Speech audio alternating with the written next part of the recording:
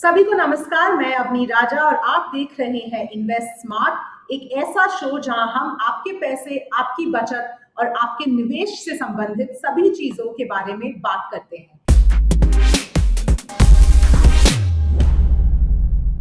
आज के शो में हम बात करेंगे आर्थिक बाधाओं के बारे में और उन्हें कैसे दूर किया जाए। हमारे साथ जुड़ रहे हैं Kalpesh Ashar.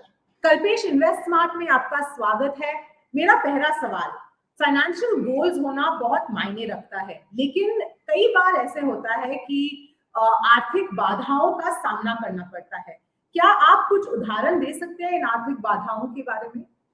First of all धन्यवाद अवनी, मुझे शो पे बुलाने के लिए। एंड फाइनेंशियल प्लानिंग एक ऐसी चीज है अवनी, जिसको हम बहुत सालों से बात करते आ रहे हैं, लेकिन किसी ने ये बात नहीं की है कि फाइनेंशियल जो बाधाएं आती हैं उनको कैसे उसका उपचार किया जाए या उसको कैसे हम ओवरकम कर सकते हैं। और जैसे सारे लक्ष्य होते हैं, जैसे हम लोग ने बच्चों की हायर एजुकेशन की बात बहुत टाइम कर चुके हैं या हमारे रिटायरमेंट प्लानिंग की बात कर चुके हैं, लेकिन कभी कभी ऐसे सारे छोटे से पहलू होते हैं जो हमें पूरी फाइनेंशियल प्लानिंग करने में बहुत बड़ी अड़चन पैदा कर सकते हैं। और उसका आई थिंक दो तीन पॉइंट्स के बारे में मैं बात करना चाहता हूँ। एक तो जी। है जो अपना कैश फ्लो होता है, और वो आई थिंक फाइनेंशियल प्लानिंग के एक जरिए से देखा जाए तो उसका एक हृदय है, एक दिल है फाइनेंशियल प्लानिंग का, जिसको हम कैश फ्लो कहते हैं, क्योंकि वहां से सब चीजों की शुरुआत होती है। और वहीं पे पता चलता है कि जो एक इंडिविजुअल या एक परिवार है, उसका इनकम या उसका एक्सपेंस सही तरीके से चल रहा है या नहीं। और बहुत सारे केसेस में हमने देखा है कि जब काफी सारे परिवार जो होते हैं, उनकी इनकम से ज्यादा उनकी जो आय होती है उनसे ज्यादा उनके महीने के खर्चे होते हैं।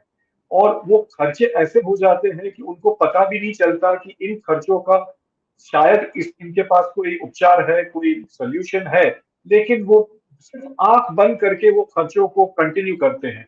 और सबसे बड़ी चीज हमने देखी है यहाँ पर कि जो खर्चे अवॉइडेबल है, जिसको हम वहां से रोक लगा सकते हैं, उसमें एक बड़ा सा खर्चा होता है इंश्योरेंस के प्रीमियम्स का। कल्पेश, आपने बहुत अहम मुद्दे उठाए हैं, तो बात करते हैं इंश्योरेंस की। अभी भी इंश्योरेंस की गलत तरीके से बिक्री होती है और लोग फंस जाते हैं।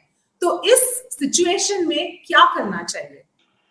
ये बहुत ही इम्पोर्टेंट एस्पेक्ट है, बहुत इंपॉर्टेंट पहलू है अवनी, क्योंकि कैश फ्लो का इसके साथ बहुत ही एक गहरा रिश्ता है। क्योंकि जब हम देखते हैं कि कैश फ्लो में कौन सी ऐसी चीजें हैं जहाँ पे एक फैमिली को दिक्कतें आ रही हैं, बाधाएं आ रही है उनका कैश फ्लो पॉजिटिव करने में, वहां पे ये इंश्योरेंस बहुत उभर के आता है। कि पता चलता है कि उस इंडिविजुअल के पास या परिवार के पास एक जो सबसे अहम पॉलिसी होनी चाहिए हर एक ब्रेड अर्नर के पास या परिवार का उस सदस्य जिससे घर चलता है, और वो है टर्म प्लान।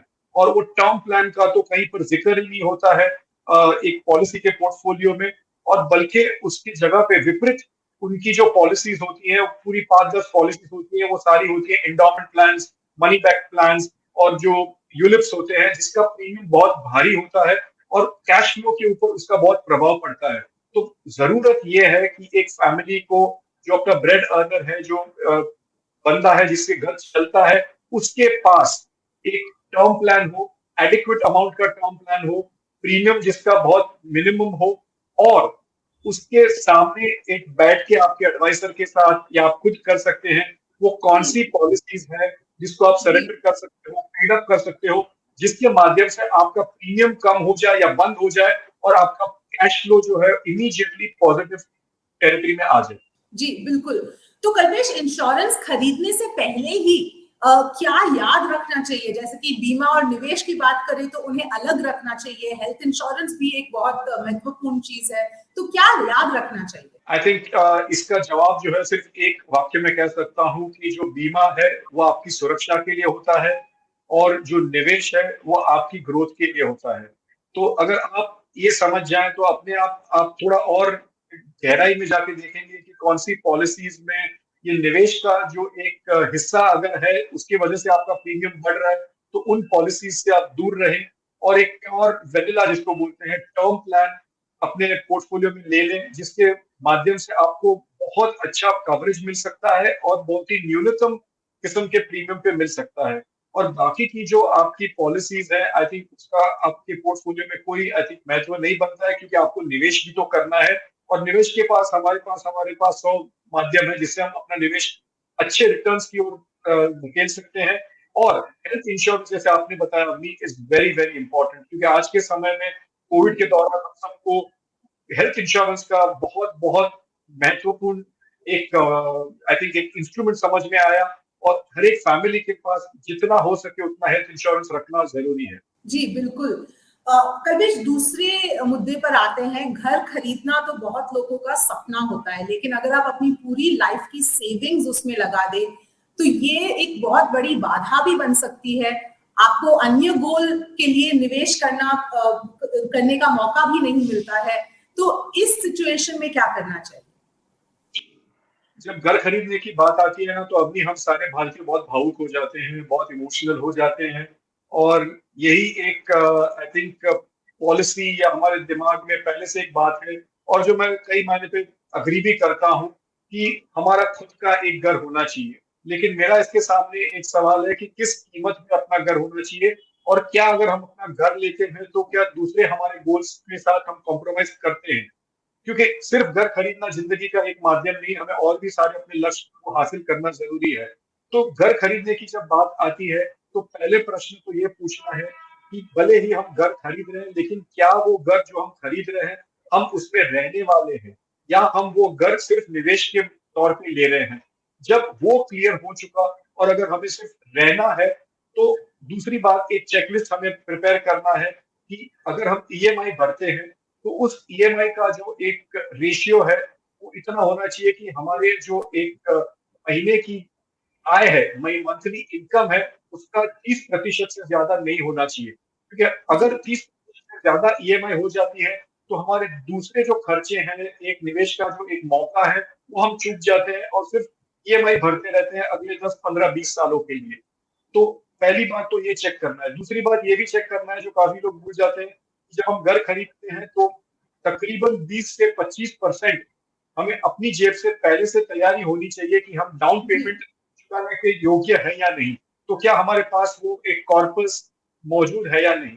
तीसरी बात कि अगर हम घर खरीद रहे हैं और अगर हम इन्वेस्ट कर रहे हैं तो वो थोड़ा डेंजरस हो जाता है, क्योंकि इन्वेस्टमेंट के तौर पे फाइनेंशियल असेट्स को अपने पोर्टफोलियो में रखना ज्यादा इंपॉर्टेंट है। और चौथी बात सबसे इंपॉर्टेंट है कि अगर हम इन्वेस्टमेंट के लिए ले रहे हैं, अगर किसके पास भगवान की दया से अच्छी खासी कॉर्पस है और इन्वेस्टमेंट के लिए ले रहा है, लेकिन एक भूल वो कदापि ना करे कि वो इन्वेस्टमेंट के तौर पे जो घर खरीद रहा है उसको अपने फाइनेंशियल गोल्स के साथ टैग कर दे।